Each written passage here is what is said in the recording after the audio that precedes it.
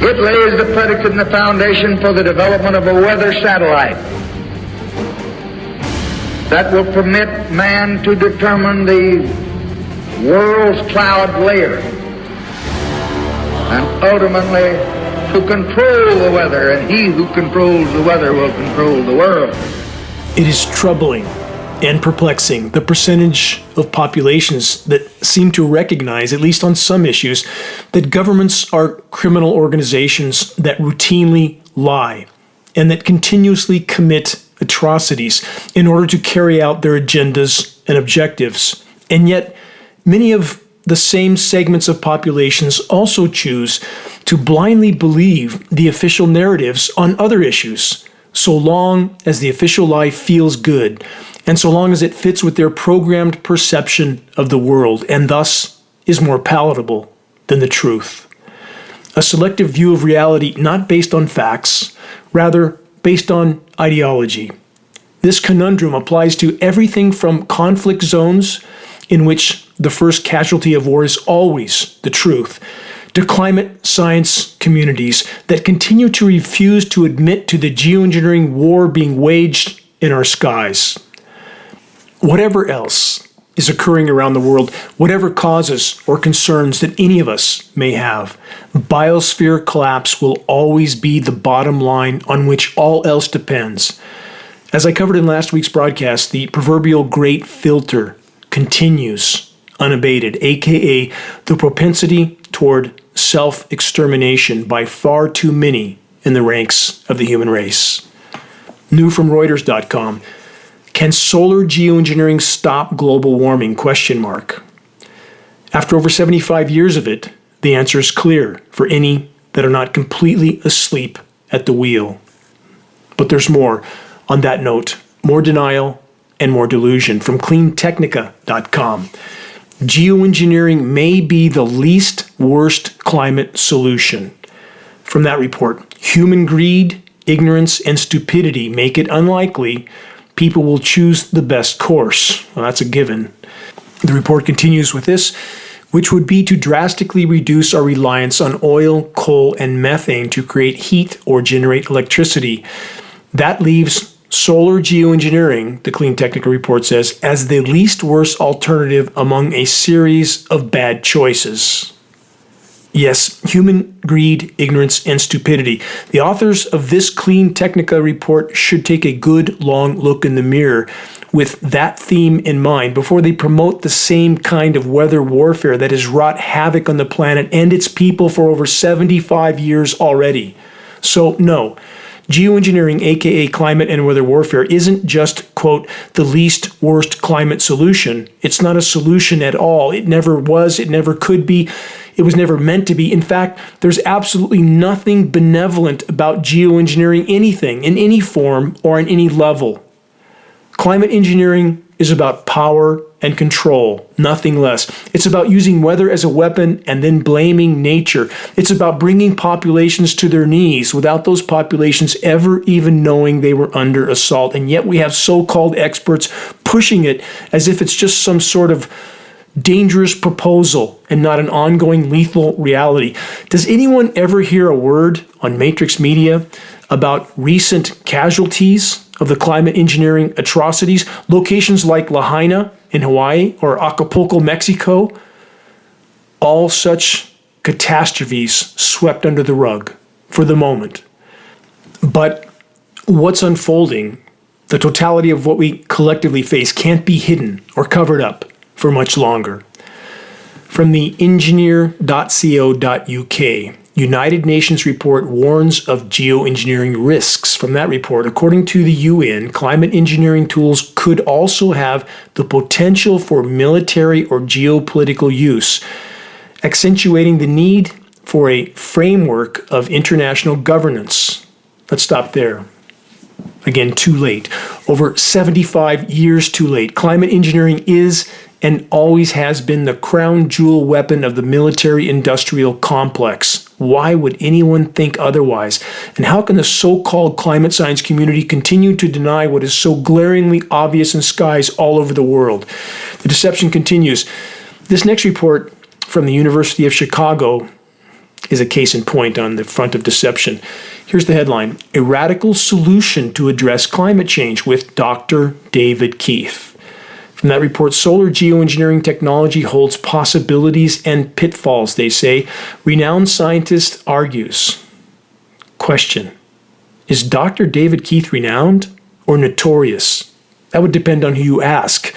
If you want to see me confronting Dr. Keith at an international climate engineering conference, go to the homepage of geoengineeringwatch.org and view our groundbreaking documentary, The Dimming, a film which also contains hard proof of ongoing climate engineering operations which continue to wreak havoc with the planet's remaining life support systems.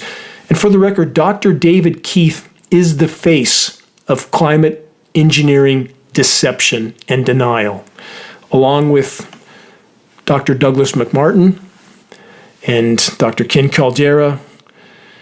I don't know how these people look themselves in the mirror. I truly don't.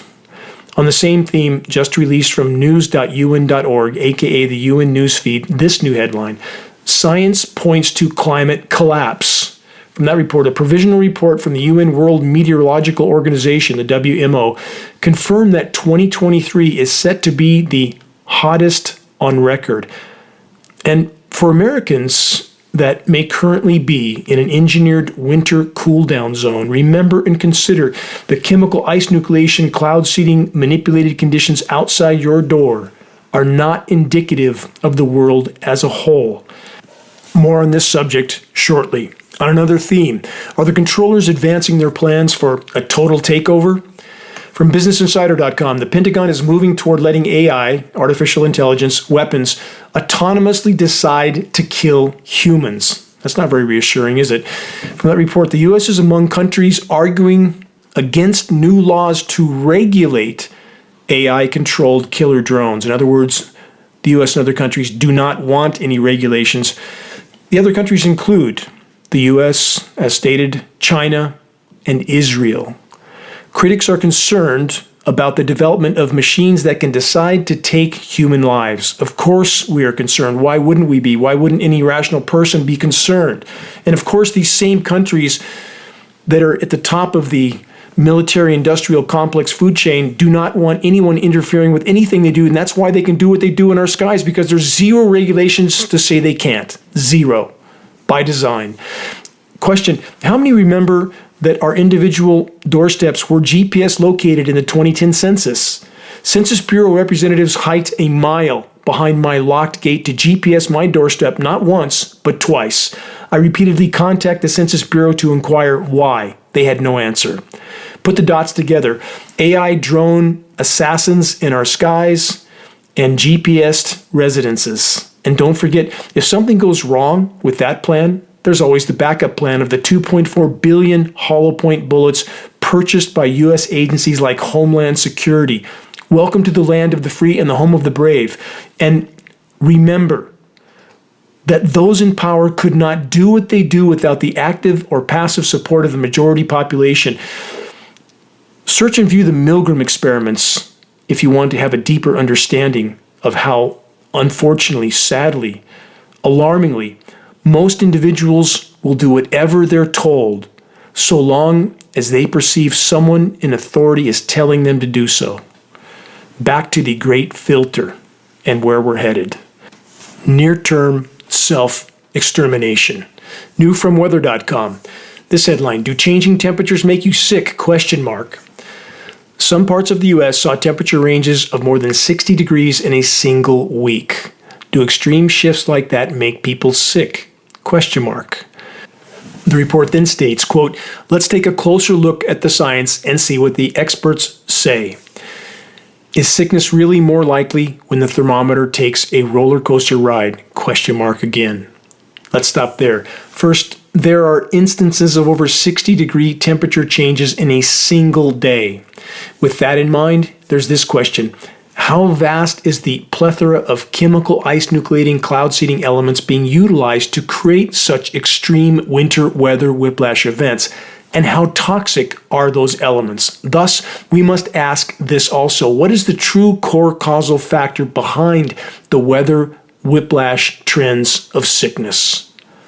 You're listening to the weekly installment of the commercial-free, non-political Global Alert News Report, the end of the world as we know it broadcast, brought to you by Geoengineeringwatch.org, the largest and most visited website in the world on the subject of global climate engineering operations, aka weather warfare.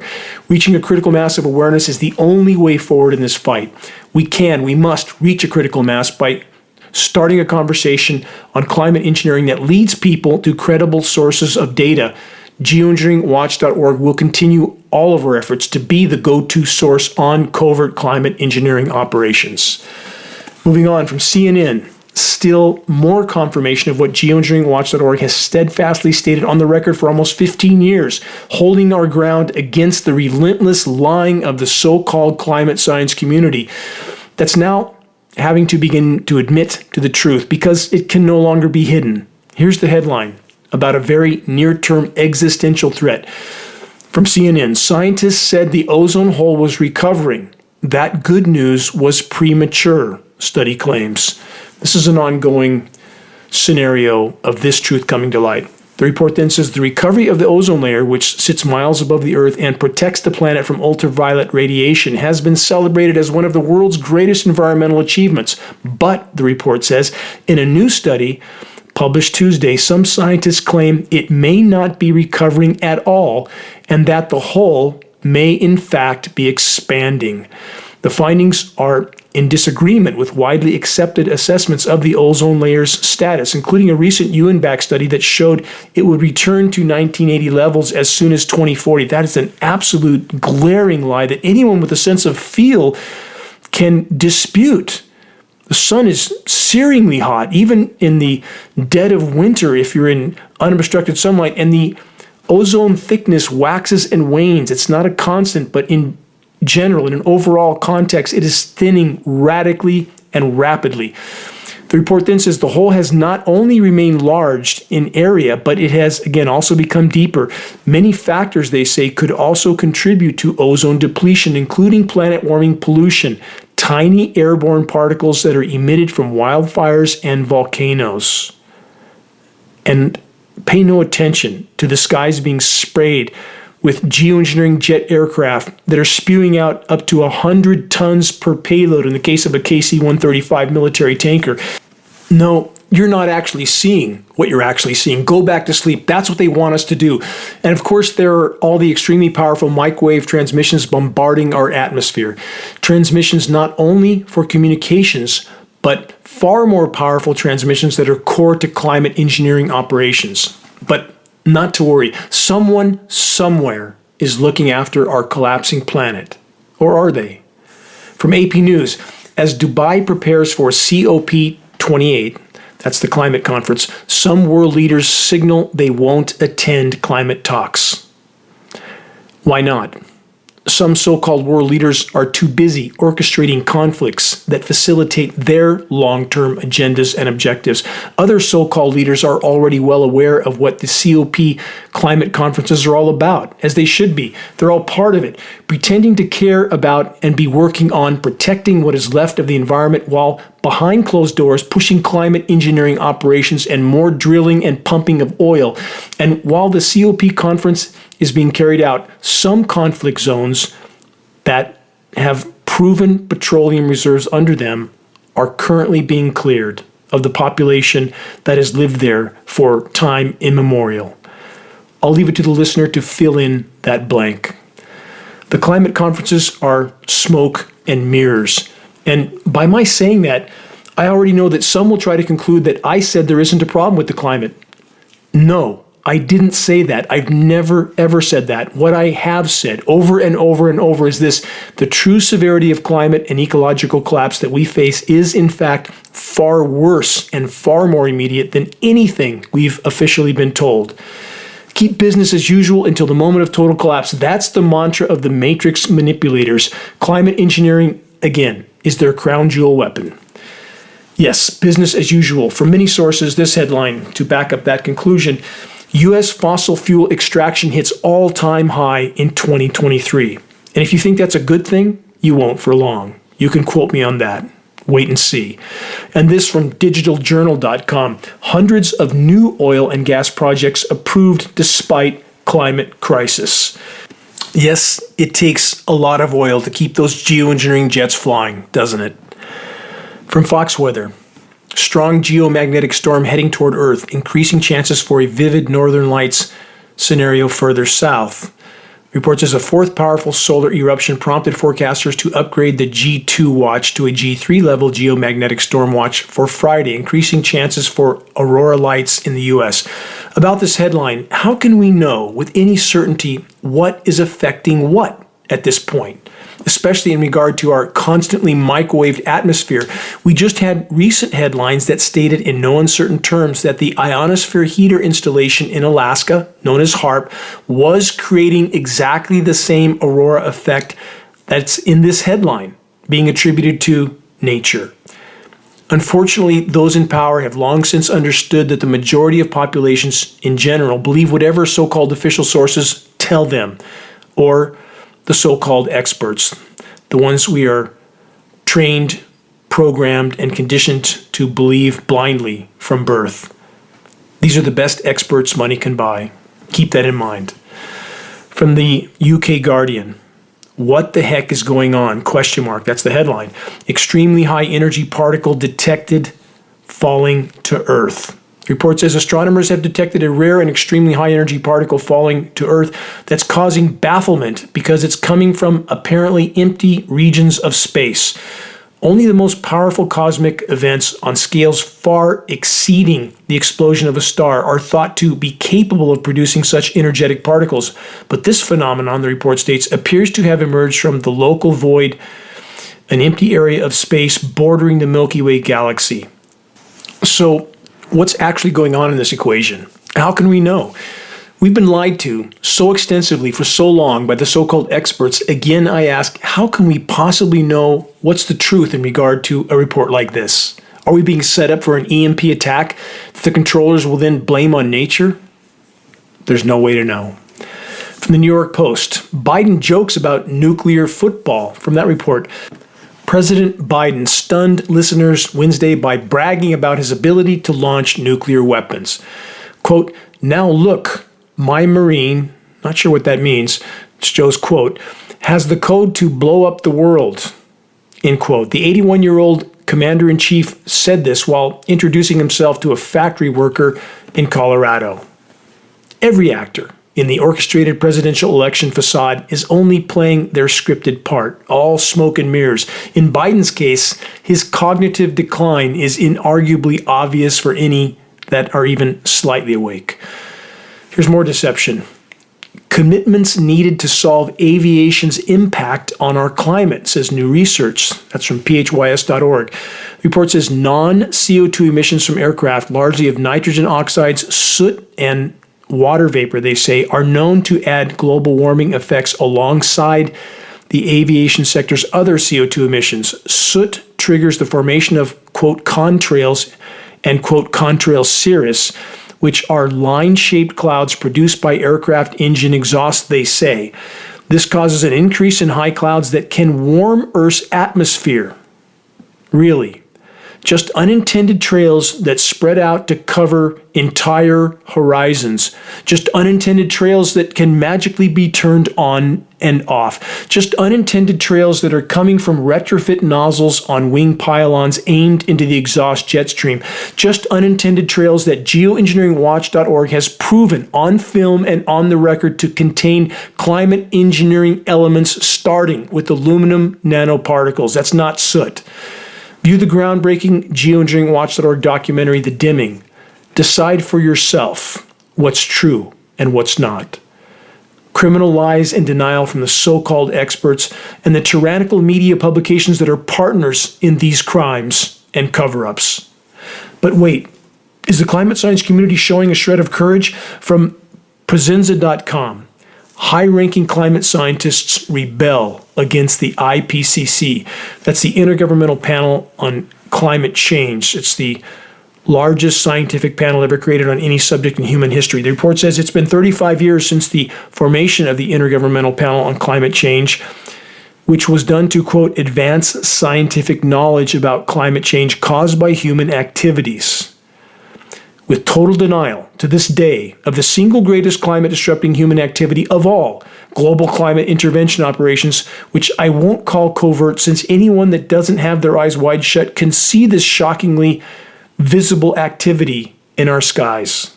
So, is the climate science community finally going to tell the truth about climate engineering? Not so much. From BBC, the UAE, United Arab Emirates, plan to use climate talks to make oil deals. What a surprise. The report says the United Arab Emirates plan to use its role as the host of the UN climate talks as an opportunity to strike oil and gas deals. That's what they do behind closed doors, and climate engineering forced on other nations.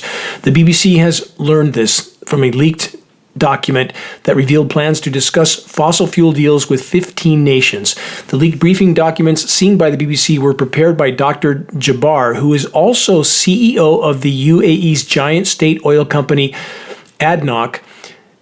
And they said, quote, if any president of the COP tries to bring a particular interest, including commercial interest, that could mean the failure of the COP. That's exactly what they're doing. Again, it's too late. The COP conferences have always been a failure and a facade, simply cover for pushing climate engineering and business as usual until the brutal bitter end. Next, from BNNnetwork.com, 2023 projected as hottest year in 125,000 years. That doesn't bode well, and you may or may not believe that. It's based on paleo data, but what we can say for certain is the planet is absolutely positively superheating when oceans are reaching temperatures of 101 degrees, as they did in Florida a few months ago. We are on a very, very dire trajectory. The report says the European Union's Copernicus Climate Change Service has issued a stark warning, predicting that 2023 again will be the hottest year on record.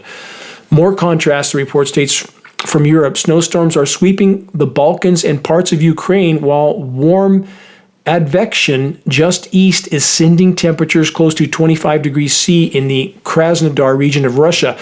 And the warm air is moving east with 30 degrees C temperatures possible in Central Asia. Radical extremes. This report is a snapshot of such contrast in temperature being forced on the planet. Climate engineering is core to this equation, though all forms of environmentally destructive human activity are part of the problem. And that's a long list indeed. From theeconomist.com, the coming years will be the hottest ever. This is just the beginning. We're on a runaway climate collapse scenario right now. The report says the world could soon breach 1.5 degrees C. This is the target for global warming. Again, too late. Unfiltered frontline temperatures indicate that we've already blown past 3.5 degrees C of warming since pre-industrial temperatures. Is the human race putting on the brakes? No. It's full throttle till impact. Speaking of which, how long till there's not enough to eat? From AccuWeather.com, NOAA, that's the National Oceanic and Atmospheric Administration report, says declining snowpack means worldwide food disruptions. They then state the data show that while the long-term forecast for snowfall is not good, climate change could mean more erratic weather patterns and increased snowfall events in the near term, as evidenced by recent storms in the U.S. Northeast. Again, the U.S. Northeast, the most chemically cooled region on the planet. That's where most Americans live, and that keeps them confused and divided as to the true state of planetary meltdown. The AccuWeather report then states, quote, eventually the laws of thermodynamics mean that as you keep warming, you're just going to transition more and more of that snow over to rain. That's a statement from Brian Bretschneider, a climate scientist with the National Weather Service. He also said you can get away with things for a little bit and can hide some trends, he said, but overall the laws of thermodynamics will win out. Question for Mr. Bretschneider. Exactly what trends are being hidden and who's hiding them? Moving on. Even if there was enough food, how many can no longer afford to buy it? On that note, new from Euronews.com survey, 38% of Europeans no longer eat 3 meals a day. From that report, a European barometer on poverty and precariousness examined Europeans' ability to make purchases and found that it has declined over the past 3 years, forcing a majority of them to skip meals and resort to making difficult financial choices. They continue, nearly 1 in 2 Europeans think that they face a high risk of falling into a precarious situation in the next few months, succumbing to the rising prices and relatively stagnant pay. Other compromises include not turning heaters on, borrowing money, and not treating a health problem in the face of rising costs. A survey conducted by the Joseph Rowntree Foundation, that's JRF, found 5.7 million low-income households in the UK lacking enough money for food, which it called a horrendous new normal, end quote. The severity of the situation was reflected in a number of parents' answers, with some saying that they have had to limit their own eating in order to provide enough food for their children.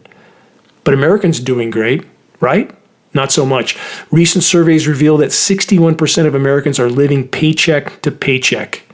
And about our food supply, how toxic are U.S. crops? From ABC News, farmers allege link between popular herbicide paraquat and Parkinson's disease. Internal documents show the manufacturer has been aware of concerns for decades. It's against the law to use paraquat in China, Switzerland, and the United Kingdom, and dozens of other countries. Many countries have banned the herbicide due to its extreme toxicity, while others have expressed concerns over the possible risk of Parkinson's disease. Yet, the herbicide manufactured by a Swiss company that is owned by the Chinese state is still widely used throughout the United States, in part because it's highly effective in regard to killing weeds. It's just like Monsanto's Roundup product. Many couldn't care less about the consequences. Welcome to the new world. From the National Institute of Health, this paraquat linked to Parkinson's disease. From the journal Nature, paraquat and Parkinson's disease. From TrueLaw.com, paraquat class action lawsuit. Just sample headlines. And about the consequences from oxfordnews.uk. Trillions in hidden costs of agri-food systems revealed by Oxford research contained in UN report. They state hidden environmental, social, and health costs of agri-food systems were as much as 12 trillion globally in 2020. Again, it's according to new research from the United Nations Food and Agricultural Organization. But there's more. It gets worse. From ScienceAlert.com, nanoplastics linked to changes in brain proteins associated with Parkinson's, study finds. Parkinson's disease has been called the fastest growing neurological disorder in the world, says neurobiologist and senior author Andrew West from Duke University. The report continues. There's evidence that plastic interferes with the natural cleaning process in neurons, which is something that again points to Parkinson's and diseases like it. Let's keep going. From Duke.health.com, nanoplastics promote conditions for Parkinson's across various lab models. Nanoplastics interact with a particular protein that is naturally found in the brain, creating changes linked to Parkinson's disease and some types of dementia. Microplastic and nanoplastic contaminants are also being closely evaluated for their potential impact on cancer and autoimmune diseases. Again, this critically important reminder, polymer fibers, aka nanoplastic particles, are a primary element named in climate engineering patents. Question, how long can you hold your breath? On that note, from the University of Oxford News, poor air quality found to affect mental health in many ways. The study found evidence that exposure to air pollutants may lead to depression, anxiety, psychosis, and perhaps even neurocognitive disorders such as dementia. There are also indications that children and adolescents might be exposed to air pollution at critical stages in their mental development, making them at risk of the most severe impact and significant future mental health problems. About the plethora of invisible nanoparticles we're all forced to inhale with every breath we take. From theconversation.com, let's add this. Pollution from coal power plants contributes to far more deaths than scientists realize. Way worse than we thought on every front. Here's an excerpt from this report. What makes coal air pollution so bad? A landmark study in the 1990s known as the Harvard Six Cities Study linked tiny airborne particles called PM2.5 to increased risk of early death. Other studies have since linked PM2.5 to lung and heart disease, cancer, dementia, and other diseases. For the record, a published science study has already linked coal fly ash as a base material for geoengineering operations. The bigger question is, what else is being added to the mix on top of that? And also for the record, the long list of highly toxic climate engineering elements are in the nanoparticle range. By far, the most bioavailable and bioaccumulative because they are so small they can permeate all natural barriers in the body. AKA, they are the most harmful of all, and they are absolutely positively raining down through our breathable air column. Lab tests from around the globe prove this without any shadow of a doubt. From the UK Daily Mail, Now Denmark battles surge in same type of, quote, white lung syndrome pneumonia, sparking fears in China after Netherlands warned of alarming spike in cases. That doesn't sound good, does it? How long till it hits other countries like the US? Or perhaps it's already being seeded? We'll soon enough find out. And it's not just our air. New from CNBC, PFAS and lead lurk in U.S. drinking water. They then ask, is tap water still safe to drink? Question mark. Let's stop there. What an incredibly moronic question to even ask. The all too obvious answer is no. Tap water with PFAS, forever chemicals, and lead isn't safe to drink. But rainwater's safe, right? Absolutely not.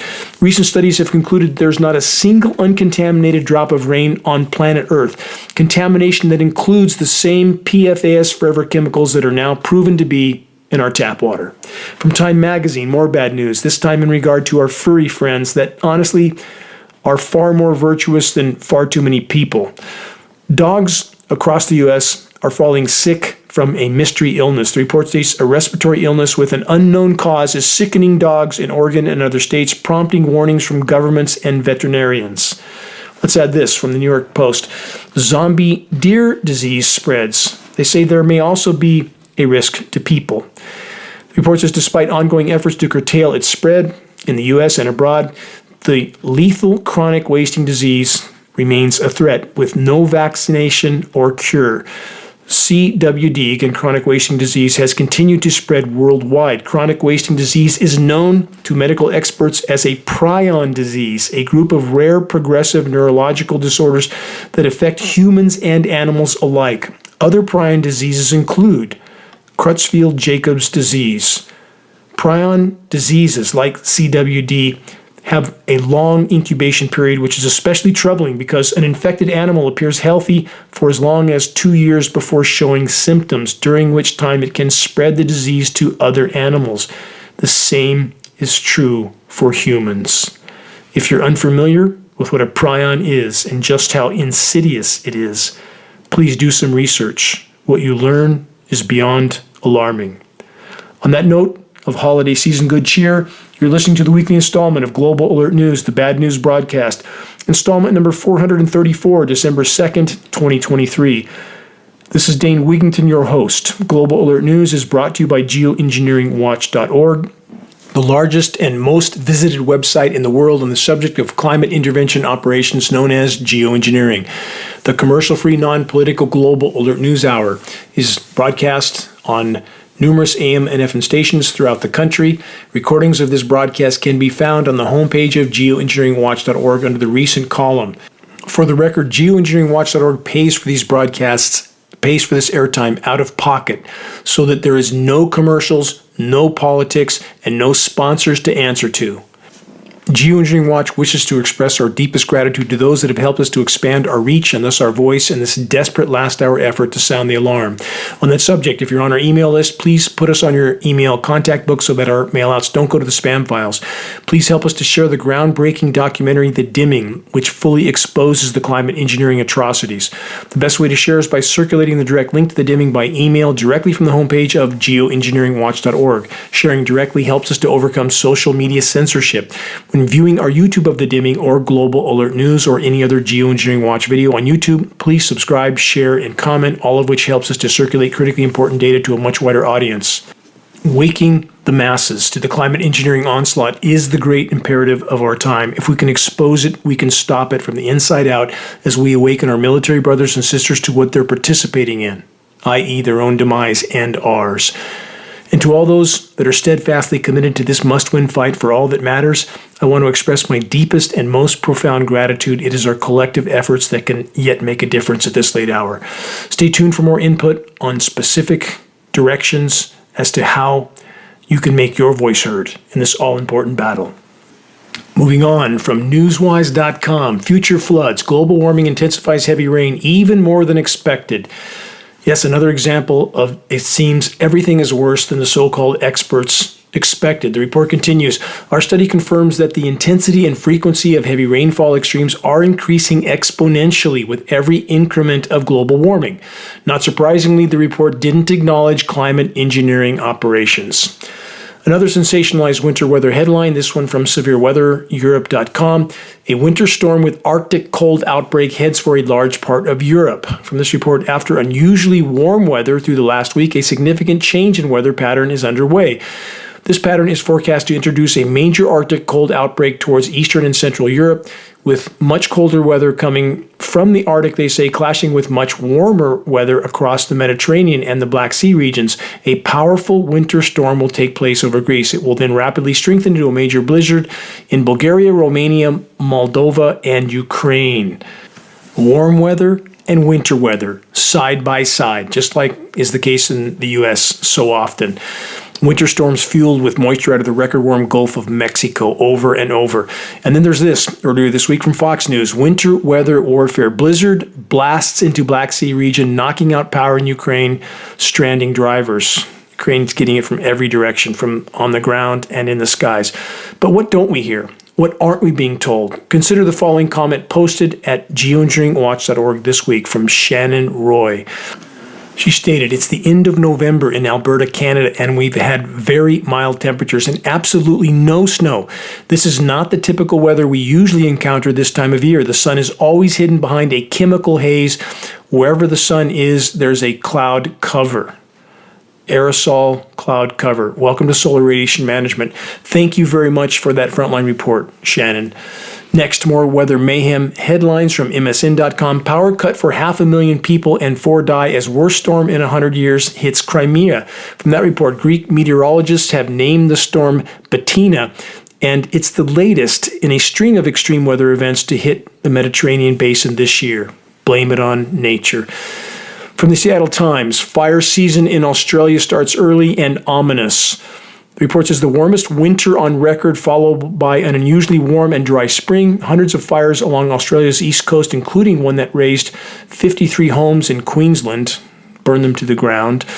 And last week on the west coast, a raging blaze just over a dozen miles from the Perth city centre was fueled by an unseasonably early heat wave and strong winds. Fires in late October in Queensland had already shown unusual behavior, such as burning fiercely through the night, instead of becoming weaker as normally happens when the temperatures fall and humidity rises. An Australian firefighting official stated it was an indicator of how the country would continue to experience unusual fire behavior into the months ahead. Please view this extremely important Geoengineering Watch.org report titled Wildfires Serve Geoengineering Agenda. So much more to this equation. More from the land down under. This new headline from Climate Action Australia. Hottest on record. Scary milestone reached. Public health physician Kate Charlesworth predicts, quote, it's very likely Australians will have to spend more time indoors this summer. She said it's a very real possibility that it won't be safe to be outside for large parts of the day. Dr. Charlesworth then stated it would be not only for this year, but for summers to come. She continued, as we saw during the Black Summer bushfire events of 2019, people were stuck inside for weeks and in some cases for months. Sounds wonderful, doesn't it? What is scheduled for Australia has been the case for much of the Western U.S. during recent years, and though the Western U.S. has been given a break from the firestorms for the moment, the forest die-off continues to accelerate. Next, from AccuWeather. Atmospheric river to Wallop, northwest to start December with flooding rain and feet of snow. These storms, they say, will be accompanied by cold air at first. By early next week, warmer air will return northward and snow levels will rise considerably. They say the rising snow levels could begin as early as Saturday in the Oregon Cascades and Sunday in the Washington Cascades. Through the middle of next week, the precipitation should fall as mainly rain in the mountain crossings as well. The warmer weather presents a flooding risk from melting snow and heavy rain. Weather whiplash, back and forth, cold, warm, back again. After this round of scheduled wet weather, there's currently no more rain scheduled for Northern California till next year, but of course the schedule could be changed at any moment of the climate engineers' choosing. The current U.S. drought monitor map shows zero drought for California, and that's an absolute lie. Seasonal streams in my region of Northern California that would normally be flowing from early October are still dry. The meager rain that has fallen so far this season has done little to nothing in regard to increasing overall soil and fuel moisture levels. The tree die-off continues to accelerate, especially Douglas fir trees, the predominant species in western forests. Every fir tree in the forest is in some stage of dying or already dead. The rain that is allowed to fall is toxic. It's not speculation, it's lab test proven fact. Our soils are now only lifeless dirt. The trees are dying from the roots up and from the top down. No trees, no functional environment, no habitat, no people. Also from AccuWeather, drenching rain, strong thunderstorms to roll through southeastern U.S. into start of December. The U.S. Drought Monitor map does show extreme drought in the southeast, and here's what has been occurring. The climate engineers conduct heavy atmospheric aerosol spraying over the incoming moisture from the record warm Gulf of Mexico. When the atmosphere is oversaturated with too many particles, aka too many condensation nuclei, it generally produces featureless rainless cloud canopy, aka solar radiation management, acronym SRM. Endothermic reacting chemical ice nucleating elements further dry up atmospheric moisture and keep it migrating elsewhere. An unnaturally cool, dense layer of air is created and descends to the surface. This skews temperature data and helps the weather makers to mask the true severity of overall planetary heating. But this short-term toxic surface cooldown comes at the cost of an even worse overall warming of the planet. In summary, moisture pushed into the western U.S. from the Pacific is heavily sprayed, scattering the moisture over the widest possible area. Featureless cloud canopy is generally the result. This dries up much of the rain that would have fallen in West Coast states and keeps it migrating further inland. There, more spraying of chemical ice nucleating elements is carried out, more scattering of moisture, surface cooldowns, and often widespread light snows are created, commonly beginning at considerably above freezing temperatures, though the temperatures eventually drop, sometimes precipitously, as the chemical ice nucleation cloud seeding continues. Sensational headlines are created from the flash cooldowns. Public confusion is thus fueled in regard to the true state of warming that's occurring. Divide and conquer, with all sides of the issue continuing to pretend climate engineering isn't happening. The drought in the southeast is due to the same processes as those just described as occurring in western states. Moisture from the record warm Gulf of Mexico is manipulated northward and often used as the source for engineered winter weather events with theatrically named snowstorms, keeping the most populated portions of the U.S. chemically cooler than much of the rest of the world. Welcome to engineered winter. And about engineered winter weather warfare, from the UK Daily Mail, Texas officials warn of rolling blackouts to ease strain on power grid. The same strategy that led to 200 people's deaths during massive winter storm of 2021. Completely engineered winter weather. 0 degrees in Dallas, while it's 85 degrees at almost the same latitude in Florida. Not nature. So what's coming after the current round of engineered winter weather? A whiplash warm-up to far above normal temperatures for much of the U.S. Next from FT.com, it looks like we've lost control of our ice sheets. Scientists warn on the rate of melting and say research into mitigation the impact is needed. Like climate engineering? How's that working out? From carbonbrief.org, warming of 2 degrees C would trigger, quote, catastrophic loss of world's ice, new report says. Global warming of 2 degrees C would see extensive long-term and essentially irreversible losses from Earth's ice sheets and glaciers, warns a new report. Well, since we're past 3.5 degrees C of warming since pre-industrial temperatures, I guess we're in very bad shape, aren't we? It's accelerating by the day. From the UK Guardian, world's biggest iceberg moving beyond Antarctic waters. Recent satellite images reveal that the iceberg, weighing nearly 1 trillion metric tons, is drifting quickly past the northern tip of Antarctica. The iceberg is about 3 times the size of New York City and more than twice the size of Greater London, measuring about 4,000 square kilometers. That's 1,500 square miles.